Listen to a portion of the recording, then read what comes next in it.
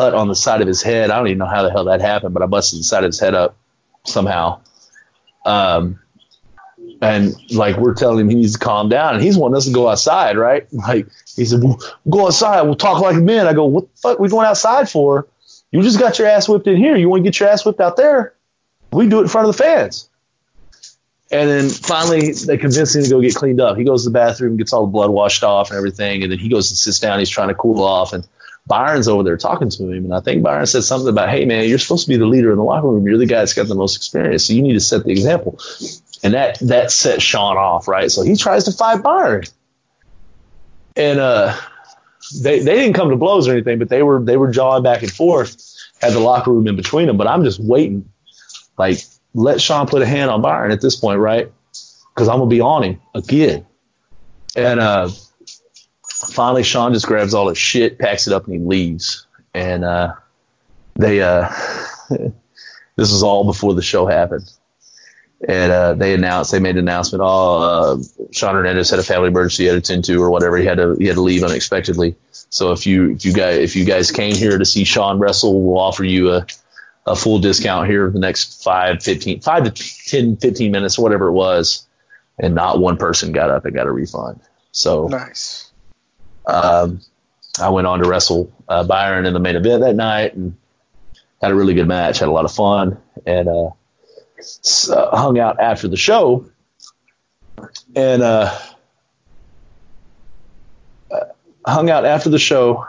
with my buddy Mike, who lives in Cyprus. I went to school with him for forever ago. We were in high school together, and he was asking what went down, and I told him. And so some of the old timers there, the vets that are part of the VFW, they were asking. They go, "Hey, we'll have that big Mexican dude who's supposed to wrestle." And I go, we got in a fight in the locker room. I beat him up and he went home. And they go, "What?" And I go, "Yeah." I go, "Really happened." So I told them the whole story and all that. And they go, "Well, we've got cameras back there in the banquet hall."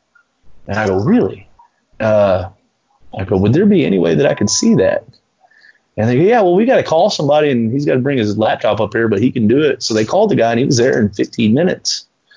And the only reason I wanted to see the video to protect myself, right? I didn't want this guy going to the cops and saying I assaulted him in the locker room unprovoked or whatever. So I was like, I had it for self-defense evidence at that point. So guy shows up, brings up the video on his laptop, and I take footage of it with my phone, and then I send it to Byron, and he's the one that released it on social media, and then he sent it to Wrestling Inc. and a bunch of these other wrestling sites, and they picked up on it and they ran the story on it. And so the Wrestling Inc., Wrestling News Source, Bleacher Report picked up on it, and it blew up. And then Byron and I ended up doing a radio interview, a live over the air interview from Tampa, talking about it. They had to do a wrestling show out there late at night, and so it just blew up. And then it kind of made a name for myself off of that. And then someone had suggested I start calling myself SuperTex because Sean calls himself Super Mex. Right. So they said, "You beat him up, you can take his name." So that's where we came up with the SuperTex moniker, and I've been doing that ever since. So, but yeah, he tried to deny the whole thing, tried to say that I scratched him and that we were looking for 15 minutes of fame and all this kind of stuff. And he was real active on Twitter, and then he realized the video was out, and then he went radio silent. So,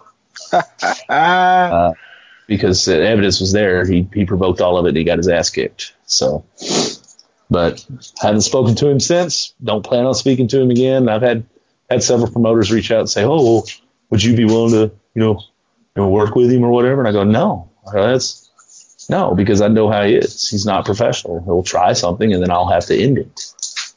And I go, there's two outcomes. There's one outcome. There's two things that will happen. I go, A, I'll leave in handcuffs, and B, he'll leave in an ambulance. So you don't want that a part of your show. Right. So I don't even entertain the idea of being booked against him or trying to be on the same show as him. So, have you seen him since? No. Wow. I have not. Wow. So I'm assuming it's the night after this happens, because I've seen it on YouTube several times, and it's just a video of a lot of questions, but one thing is made sure that it happens. So it's the show, I'm guessing was the night after or the day after, and it's just a video on YouTube, and it's entitled Killer Attacks. And it's WAW in Waco. In Waco, Texas. Okay. Yeah. Where you're billed from? No, actually, it wasn't WAW. I'm sorry. It was Heart of Texas Wrestling. Heart of Texas. Okay. Yeah. So forget what I said. Heart of Texas Wrestling. Yeah. So it's it's like the video starts and it's like DX's theme, and out comes Mark Vaughn. Mark Vaughn, whenever he was skinny and in shape. Oh, wow. Aaron Presley. Yeah. I don't know what the hell happened to Mark Vaughn. Dude, like Aaron shredded now, and Mark Vaughn got all of Aaron. We don't understand. Yeah, they're literally the same person. It's just they trade bodies. Yeah, so Mark offered me a lifetime contract to main event pro wrestling the night after it happened. He actually drove all the way from Tyler to Waco to present me with this contract. That is so Mark Vaughn. Like, and it had the most ridiculous stuff in it. Like it just came out to give me that and just to say thanks, because he can't stand Sean either. Sean's got a terrible reputation, and it's just really the first time anyone's ever dealt with him. So, because he's always been the guy to try to throw his weight around in the locker room. I'm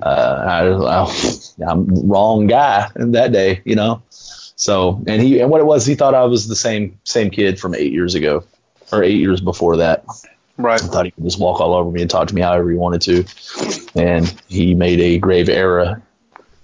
Terrible judgment on his part. So, but yeah. So Mark comes brings this contract, and then I ended up attacking him and Aaron in the ring. I think I hit Mark with a black hole slam, or Aaron with a black hole slam. I hit Mark with like a Death Valley driver type deal on top of Aaron. Yeah. Oh yeah.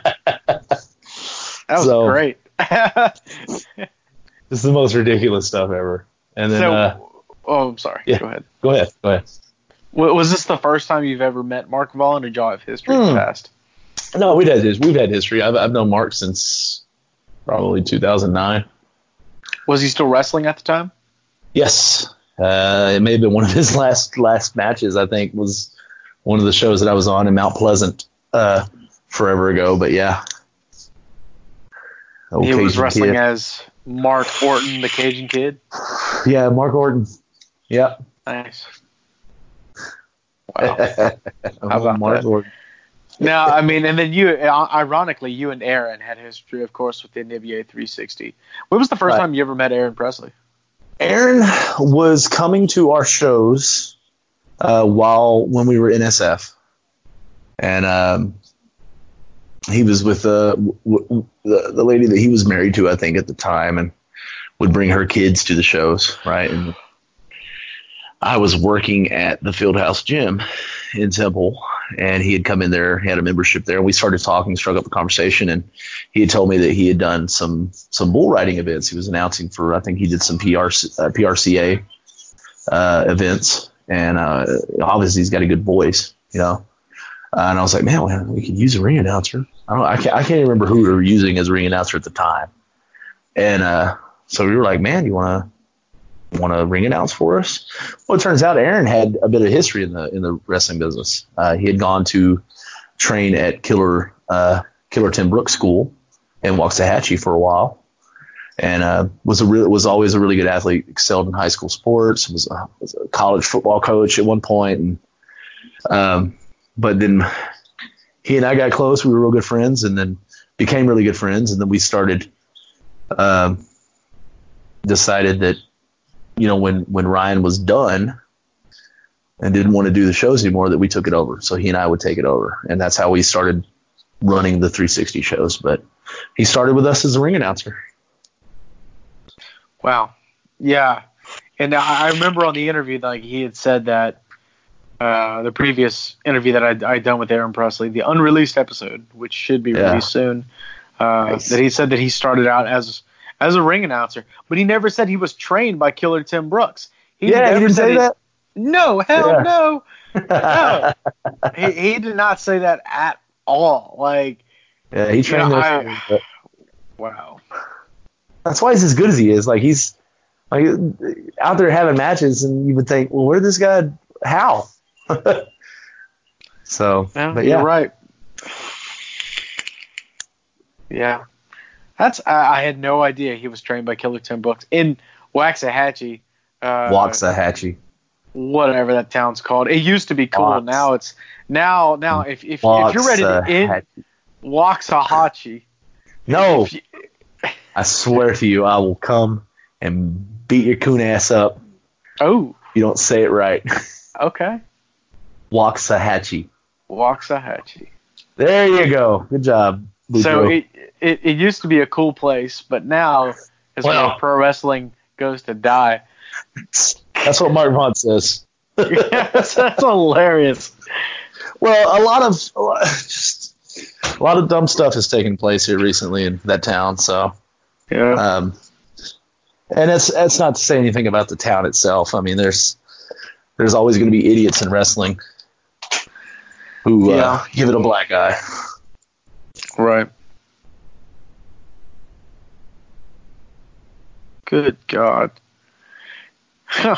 Yeah, I'm just thinking, just everything that that happened within the past month or so over there in this little town. I'm not going to say it again, but Waxahachie, Texas. Wow. I'm sorry, Brent. I'm actually just drawing a blank. I just read. I don't know if you've heard this breaking news. I'm sure whenever this airs, it won't be breaking news. The NBA is suspending gameplay for the rest of the season. No way. Really? Because of this goddamn Yeah, there it is. Yep, good job.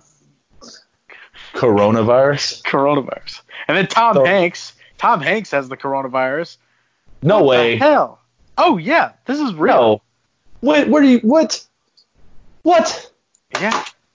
Hold on here. I'm going to ESPN right now. Dude, the whole world is losing literally its mind right now. So I understand. I get it. Because everybody's going to say, oh, well, the flu's way more dangerous and more deadly. Yeah, okay, cool. It is right now. But this is a completely new strand of a particular virus that has been around for a long time. Yes, coronavirus is nothing new.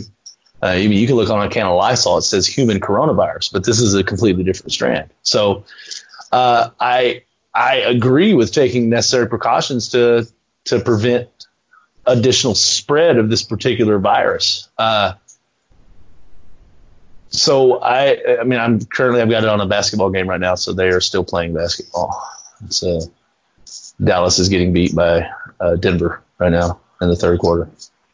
But I did see where the NCAA is going to continue the tournament with no fans in the crowd. So empty arena matchups. Yeah, nice. So, which I get that. They're still not going to lose out on a ton of revenue because their TV deals keep that in order. But so I liken it like this. So like of course the Houston Rodeo has been canceled. South by Southwest was canceled. A lot of stuff's getting canceled. So this is how I'm reasoning that. I go, let's say you go to an event, right? That there's a huge amount of people. There's a big gathering.